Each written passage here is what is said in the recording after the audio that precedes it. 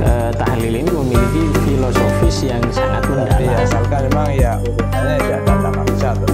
Harus ada niat membantunya. Kemudian yang kedua harus rambut dipotong. Nah, berarti ada sesuatu yang dirusak.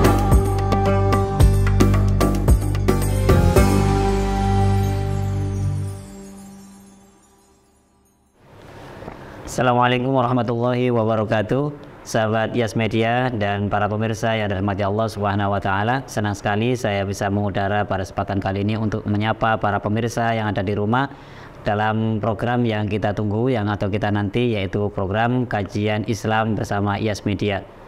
Sebagaimana biasa, kami akan mengajak para pemirsa untuk menyimak obrolan kami berkenaan dengan hal-hal yang aktual maupun hal-hal yang banyak terjadi di sekitar kita, dikemas dalam obrolan yang sangat menarik yang syarat akan ilmiah.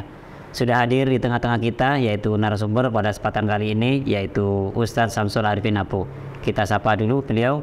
Assalamualaikum Ustadz. Waalaikumsalam warahmatullahi wabarakatuh. Gimana punya kabar Ustadz? Alhamdulillah, baik semuanya, alhamdulillah. Mudah-mudahan terus lancar dan barokah. Amin, amin, amin. Ustadz, kalau melihat film-film sinetron di televisi itu biasanya kalau ada adegan pernikahan itu maharnya yang diucapkan itu biasa seperti ini, Ustadz. Saya nikahkan Anda dengan ini, dengan mahar seperangkat alat sholat atau dengan membaca Al-Quran. Sebenarnya kalau di dunia nyata, Ustadz, kalau di dunia nyata mahar berupa seperangkat alat sholat atau mahar dengan membaca Al-Quran, ini kalau menurut fikih kita bagaimana, Ustadz?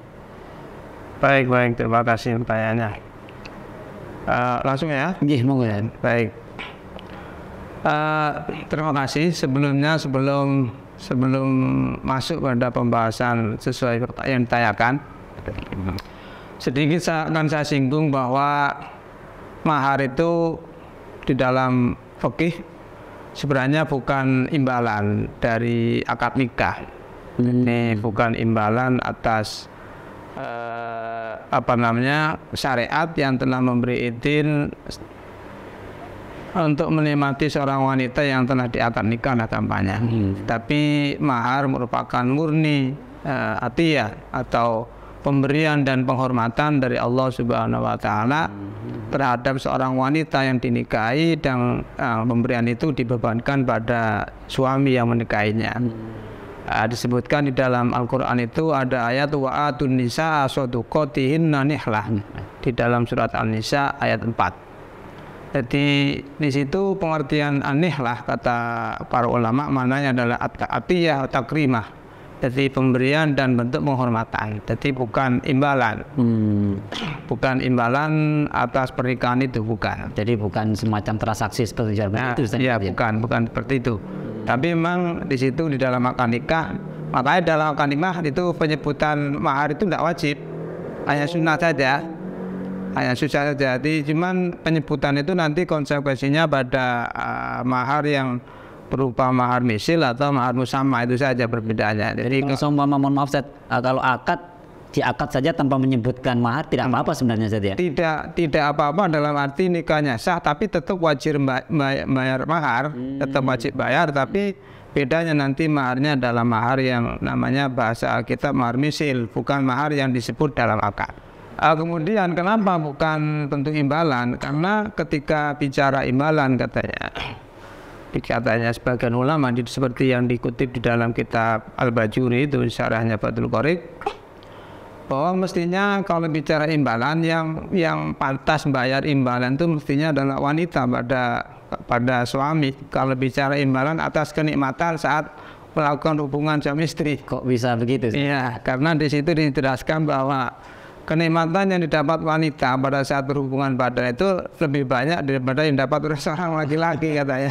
Jadi berdasarkan mestinya yang layak bayar itu katanya nyusu katanya itu adalah wanita yang harus bayar ini 2:1 katanya. Jadi 3:2. Ya. Ini memang perspektifnya adalah transaksi. Ya. Jadi mestinya yang dapatkan wanita itu 3, yang dapatkan laki-laki ada 2. Berarti yang mestinya wanita ini bayar satunya pada laki-laki. Itu sedikit melebar dulu sebelum masuk pada pertanyaan Nasingkun tentang apa itu mas kawin ya. Mengenai mas kawin atau mahar yang berupa seperangkat alat sholat ya, yang perlu dipahami bersama bahwa di dalam fikih khususnya mazhab Syafi'i itu ya yang bisa dibuat mas kawin adalah setiap sesuatu, kalau bahasa fikihnya ada bahasa sahha samanan, sahha sodakon. Jadi apapun yang bisa dijadikan saman, dijadikan iwat, dijadikan imbalan atas satu benda misalnya, maka bisa dijadikan mas kawin. Jadi kadang kulama jaza PUhu, jadi yang bisa dijual belikan maka bisa dijadikan mas kawin. Artinya sesuatu yang bermanfaat bisa diberikan. Bisa, baik bisa berupa benda, bisa berupa manfaat. Jadi bisa berupa benda, bisa manfaat. Tidak harus benda. Kemudian masuk pada seperangkat alat sholat. Alat sholat itu. Jadi pengertian seperangkat alat sholat di dalam istilah syariat gampangnya adalah sesuatu atau pakaian yang nutup aurat. Ya. Dalam pakaian yang nutup aurat. Ya. Karena aurat yang tentunya yang wajib ditutup pada waktu sholat. Jadi pengertian seperangkat alat sholat atau istilahnya syariat adalah pakaian yang nutupi aurat. Dan ini sudah maklum. Termasuk syaratnya mas kain itu harus maklum, dalam arti diketahui oleh pihak suami dan istri kadarnya, misalnya ukurannya atau apanya gitu ya. Jadi maklum. Jadi kalau tadi pertanyaannya mahar berupa seperangkat alat sholat secara fikih maksudnya adalah pakaian menutup aurat, yaitu sudah cukup berarti. Sudah cukup saja. Ketika dimutlakan tanpa menjelaskan kainnya berupa apa, ukurannya apa, yang harganya berapa. Ketika dimutlakan seperti itu ya pokoknya ya sudah, pokoknya pakaian yang nutup aurat yang di sini biasanya adalah muklah ya. Ya, muklah. Yang biasa dipakai di tradisi kita orang Indonesia mungkin adalah muklah atau mungkin yang lainnya ruku atau mukena. Tapi Ustaz, mohon maaf, sebagian masyarakat kita memahami seperangkat alat sholat itu diantaranya ada mukena di situ, Ustaz, ada Al-Quran, kemudian ada sajadah, tasbih, itu biasanya, Ustaz. Iya. Yaitu sebenarnya tidak wajib. Jadi karena yang namanya alat sholat itu yang wajib menutupi aurat itu. Yang menutupi aurat saja. Baik berupa mukena atau yang lain. Yang lainnya ya. Sedangkan sajadah itu kan pelengkap saja. Ya, ornamen. Pelengkap. Jadi apalagi Al-Quran tidak ada hubungannya sama sekali. Itu berarti sudah kelebihan sudah. Jadi artinya sudah pemberian dari suami yang melebihi dari apa yang dijanjikan agamanya. Tapi tidak apa-apa. Tidak apa-apa, justru lebih bagus karena melebihi dari yang disampaikan dalam akad. Jadi intinya sah. Jadi mahar berupa seperangkat alat sholat, dan secara fikih maksudnya adalah pakaian yang menutupi aurat yang digunakan untuk sholat. Ketika itu disebutkan mutlak, maka tidak perlu menjelaskan jenisnya apa, kainnya apa, ya pokoknya yang nutup aurat. Beda ketika dalam akad alat sholat yang masih diperinci, maka sesuai perincian itu harus disampaikan, dibayarkan semua. Jadi yang pada waktu akad disebutkan secara rinci, misalkan mukena seharga 500.000 kemudian sebagainya, itu memang itu yang harus itu yang sesuai akad, sedang sama namanya. Kalau memang tidak diperinci seperti itu artinya mutlak, maka yang mukena yang nutup aurat sudah cukup. Jadi intinya untuk mahar nikah berupa seperangkat alat sholat boleh, Ustaz? Ya boleh, karena mukena ini termasuk ya punya nilai jual ya, bisa dijadikan saman tadi itu. Betul.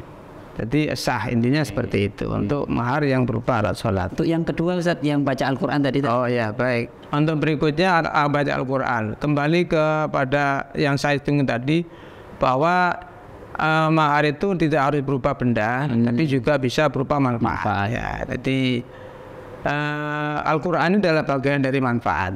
Ya, sedikit saya singgung sebagaimana dikutip di dalam kitab Al-Hawi, jadi kitab Hawinya Imam Al-Mawardi. Beliau mengutip salah satu hadis yang diriwayatkan oleh Imam Atha di rawa atau an Abi Hurairah, kata di situ, annam ra'atan ja'at Rasulullah sallallahu alaihi wasallam fa'aradat nafsaha alaihi faqala ijlisi barakallahu fiik. Jadi di situ ada seorang wanita datang pada Kanjeng Nabi dan minta agar dirinya dinikahkan.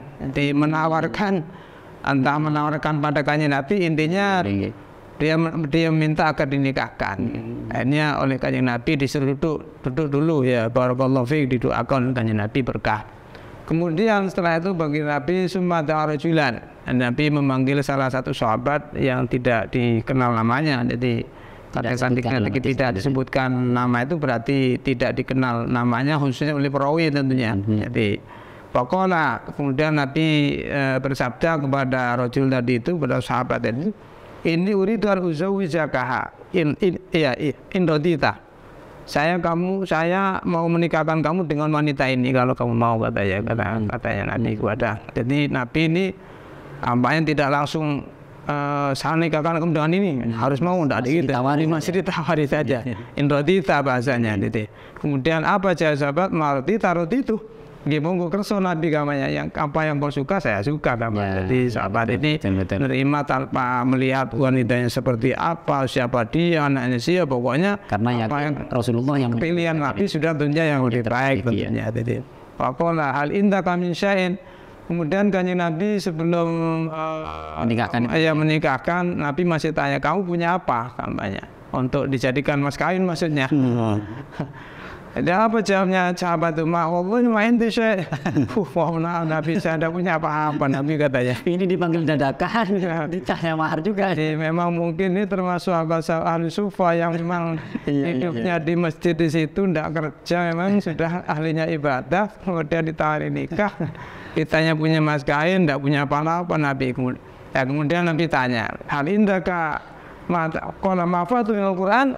Nah, apa saja yang kamu hafalkan dari ayat Al-Quran atau dari Al-Quran? Oh, kalau itu saya ada apa Nabi? Suratul Baqarah wa ma ba'daha. Mungkin Nabi saya apa surat Al-Baqarah dan setelahnya, ada setelah surat Al-Baqarah. Oh, sudah. Oh, kalau gitu katanya falimniha katanya. Falimha isrina ayat. Kata Nabi, kalau gitu sudah ajari dia 20 ayat, kemudian itu sudah jadi istrimu nanti katanya. Ini berangkat dari hadis ini, kemudian ada penjelasan dari beberapa ulama. Jadi secara umum baca Al-Quran itu sah, tapi khususnya kalau melihat hadis ini adalah taklim, berupa taklim. Artinya manfaat. Artinya manfaat itu baca Al-Quran memang diajarkan pada wanita itu, yang kembali pada manfaatnya yang kembali pada istri lah kampanye. Jadi tidak sekedar dibacakan di hadapan istri, tidak sekedar dibacakan kalau melihat hadis ini. Akan tapi kalau melihat sisi manfaat sebenarnya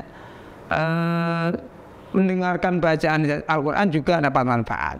Oh betul, pahala juga Ustaz. Iya, dapat pahala, dapat mendengarkan zikir, dapat ketenangan hati, kan itu seperti itu. Itu juga kategori manfaat Ustaz. Manfaat. Jadi makanya di keterangan lain bahwa boleh orang itu disewa untuk baca Al-Quran, didengarkan, baik disuruh baca di kuburan untuk manfaatnya untuk orang yang mati itu, atau orang yang hidup. Karena orang yang hidup pun mendengarkan baca Al-Quran, dia sudah dapat mendengarkan zikir, dapat manfaatan zikir. Melihat dari sini ya, jadi intinya Al-Quran atau qiraatul Quran yang dijadikan mas kawin itu sah, tapi harus jelas, tetap harus jelas berapa yang dibaca. Supaya yang dianjurkan Kanjeng Nabi tadi ya, 20 ayat misalnya. Harus ini berapa ayat, 10 ayat, ini harus kecuali seperti penjelasan panjenengan yang di depan, kecuali dimutlakan Ustaz ya. Kecuali dimutlakan pokoknya ini mungkin ini kalau hurufnya ketika baca Al-Quran itu saja, apakah cukup satu ayat misalnya, atau apa nanti atau nanti tidak sama dengan tadi. Kalau seperti mukena tadi kan mukenanya sudah maklum ya, pokoknya menutupi aurat. Tinggal sifatnya. Jadi yang harganya berapa itu yang ketika mutlak ya sudah, pokoknya mukena selesai. Kalau ini yang baca Al-Quran lain, harus ada dijelaskan berapa, misalnya 10 ayat, 5 ayat, atau surat Yasin misalnya, atau jadi harus ada kejelasan seperti itu, karena memang di antara syaratnya mas kain harus maklum, harus diketahui. Tapi pada intinya untuk yang baca Al-Quran ini boleh diajarkan kepada istri ataupun hanya diperdengarkan saja. Diperdengarkan, kalau melihat keterangan yang lain bisa seperti itu. Jadi karena mendengar baca Al-Quran sudah termasuk mendapatkan manfaat. Itu mungkin untuk pertanyaan tentang mas kawin yang berupa alat sholat dan baca Al-Quran. Baca Al-Quran saya kira sudah cukup. Baik, terima kasih Ustaz atas kehadirannya di studio. Mudah-mudahan penjelasan ini menjadi ilmu yang bermanfaat untuk para pemirsa. Sahabat Sidogirian yang kami rahmati, yang dirahmati Allah Subhanahu wa taala, itu tadi penjelasan berkenaan dengan mas kawin berupa perangkat alat sholat dan baca Al-Quran sudah dijelaskan oleh Ustaz Samsul Arifin Apu panjang lebar. Mudah-mudahan menjadi penjelasan yang barokah untuk kita semua. Terakhir dari kami, jika ada hal-hal yang perlu ditanyakan, silakan para pemirsa bisa mengisi kolom komentar yang nantinya insya Allah pertanyaan tersebut akan kami angkat sebagai pembahasan pada episode yang akan datang. Dari kami kurang lebihnya mohon maaf. Assalamualaikum warahmatullahi wabarakatuh.